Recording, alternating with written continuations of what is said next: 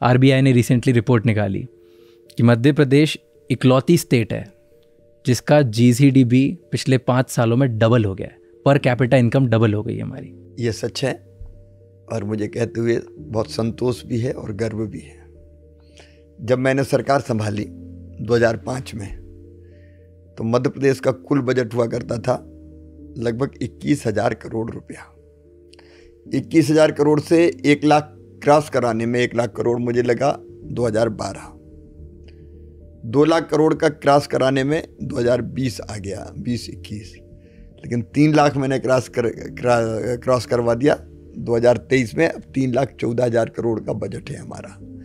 हमारी जीएसडीपी का साइज था 71,000 करोड़ रुपया, आज हम 15 लाख करोड़ के आसपास पहुंच गए हैं। पर कैपिटा इनकम थी 13,000, हम 1,40,000 पर पहुंच गए हैं।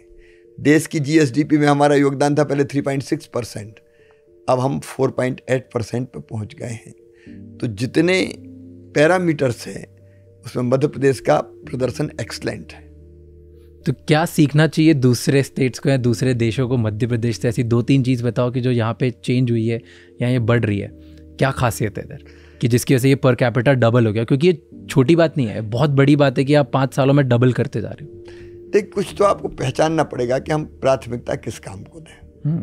जैसे पहले टर्म में मेरी प्राथमिकता थी सिंचाई की व्यवस्था अगर हम नहीं बढ़ाएंगे, क्योंकि 65% पॉपुलेशन खेती पर निर्भर करती थी। तो जब तक किसान की हालत ठीक नहीं होगी तब तक हम लोगों की ज़िंदगी बेहतर नहीं कर सकते। तो मैंने सिंचाई की व्यवस्था युद्ध स्तर पे की। 7.5 लाख हेक्टर में सिंचाई होती थी 2005, अब बढ़ा के मैं 45 लाख हेक्टर तक ले गया।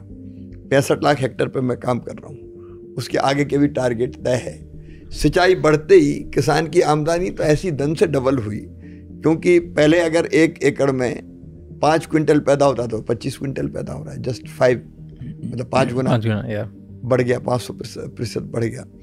अब आप इंटरेस्टिंग देखिए, किसान के पास पैसा आया तो वो बाजार में गया, उसने सामान खरीदा, कपड़े खरीदे, दूसरी चीज़ें खरीदी, टीवी खरीदा, 2 व्हीलर खरीदा, फ्रिज खरीदा, 4 व्हीलर खरीदा, तो दुकानें चली।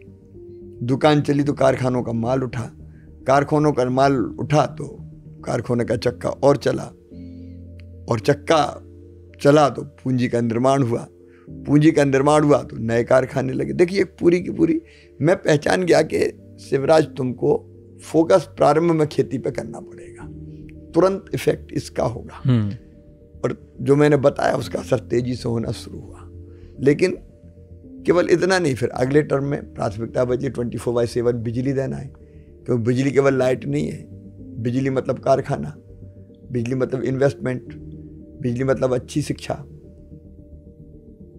पूरी जिंदगी बदल देती है बिजली। तो 2013 में, पहले तो आपको पता है बचपन में आपने देखा होगा 3-4 घंटे लाइट चली करती थी, लाइट जाती थी। मैंने संकल्प किया 2013 में 24 घंटे बिजली दूंगा, दे दी। बिजली का उत्पादन बढ़ाया, 2900 मेगावाट की उपलब्धता से बढ़ा के 28,000 मेगावाट कर दी।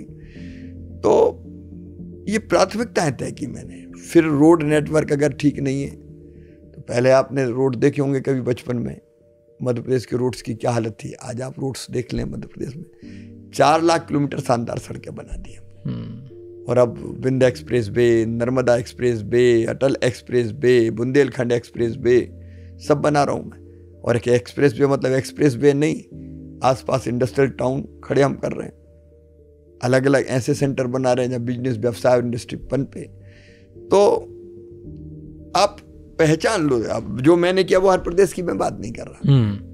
यूरोप का कोई देश का प्रांत होगा तो वहाँ की प्राथमिकताएं अलग होगी। बिल्कुल सही है। तो आवश्यकता देखते हुए प्राथमिकताएं जिनके कारण जल्दी अंतर आए वो हमने तय की। प्लीज इस चैनल को सब्सक्राइब कर लो, बिकॉज राज शमानी क्लिप्स ऐसी क्लिप्स लाएगा पॉडकास्ट पे से जो शायद पॉडकास्ट पे भी नहीं होती। एक्सक्लूसिव, अनकट, अनफिल्टर्ड कंटेंट जो आपको एक बेटर लीडर बनने में हेल्प करेगा, जो आपको इंडिया में स्मार्ट इंसान बनने की हेल्प करेगा, एंड जो आपको हेल्प करेगा कि आप आपका influence, growth, profit, business and individual personality को कैसे ग्रो करें।